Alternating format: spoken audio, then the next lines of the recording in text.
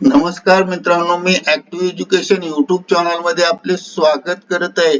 आपणासाठी एक आनंदाच्या बातमीचे स्पष्टीकरण करत आहे. तर चला पाहूया आजच्या आनंदाच्या बातमीचे स्पष्टीकरण.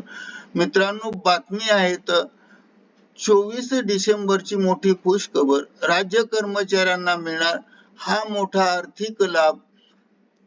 शासनाने लागू केली मोठी योजना, शासन निर्णय निर्गमित. या संदर्भामध्ये स्पष्टीकरण करूया. नमस्कार मित्रांनो, पुन्हा एकदा आपले हार्दिक स्वागत. आताच्या घडीची सर्वात मोठी ब्रेकिंग न्यूज आहे. कर्मचाऱ्यांना मिळणार हा मोठा आर्थिक लाभ. शासन निर्णय. आर्थिक लाभाच्या संदर्भात निर्णय निर्गमित करण्यात आला. कर्मचाऱ्यांना कोणता आर्थिक लाभ मिळणार आहे? आर्थिक लाभाच्या संदर्भात कोणती योजना सरकारने कार्यान्वित केली आहे? शासन निर्णयामध्ये कोणत्या बाबीचा समावेश आहे? कोणत्या विभागाने हा शासन निर्णय निर्गमित केला आहे? उपरोक्त सर्व प्रश्नांची उत्तरे जाणून घेण्यासाठी सुरुवातीपासून शेवटपर्यंत कोठेही स्किप न करता हा व्हिडिओ आवश्यक व हमखास पहा. चला तर करूया ब्रेकिंग न्यूजचे स्पष्टीकरण. ब्रेकिंग न्यूजचे स्पष्टीकरण करण्या अगोदर आपण जर ऍक्टिव्ह एज्युकेशन युट्यूब चॅनलवर नवीन असाल तर चॅनलला लाईक, शेअर आणि सबस्क्राईब करायला विसरू नका. ही अत्यंत महत्त्वाची आणि कामाची बातमी असल्यामुळे आपल्या मित्र परिवारांना शेअर करा आणि लाईक करायला विसरू नका. तर चला पाहूया शासन निर्णयाचे स्पष्टीकरण.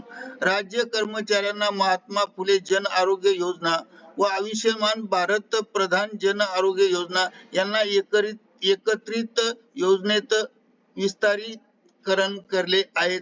म्हणजे दोन्ही योजना एकत्र केल्या आहेत आणि सार्वजनिक आरोग्य विभागामार्फत दिनांक 28/7/2025 रोजी महत्वपूर्ण शासन निर्णय निर्गमित करण्यात आला आहे. आयुष्यमान भारत प्रधानमंत्री जन आरोग्य योजनेचे मध्ये आरोग्य संरक्षण प्रति कुटुंब प्रति वर्ष 5 लाख रुपये एवढे आहेत. तर महात्मा फुले जन आरोग्य योजनेत आरोग्य संरक्षण प्रति कुटुंब प्रति वर्ष 1.5 लाख रुपये आहेत. तर महात्मा फुले जन आरोग्य योजना अंतर्गत देखील संरक्षण प्रति कुटुंब प्रति 5 लाख एवढे करण्यात येत आहेत. यामध्ये लाभार्थ्यांना आर्थिक घटकांची नमूद करण्यात आली आहे आणि खालील कागदपत्राच्या संदर्भात विचार करावे. पिवळी शिधापत्रिका, केसरी शिधापत्रिका असणारे कुटुंब तसेच शुभ्र शिधापत्रिका कुटुंब, राज्य सरकारी व निम सरकारी कर्मचाऱ्यांसह तसेच कोणत्याही प्रकारची शिधापत्रक नसणारी कुटुंब यामध्ये सरकारी व निम सरकारी कर्मचाऱ्यांचा समावेश केला आहे.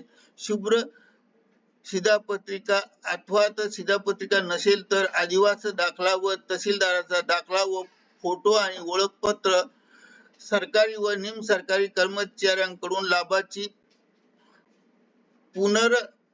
पुनर्वृत्ती टाळण्यासाठी किंवा द्विवृत्ती टाळण्यासाठी कोणत्याही प्रकारच्या आरोग्य योजनेचा लाभ घेत नसल्याचे स्वघोषणापत्र निर्देशित करणे.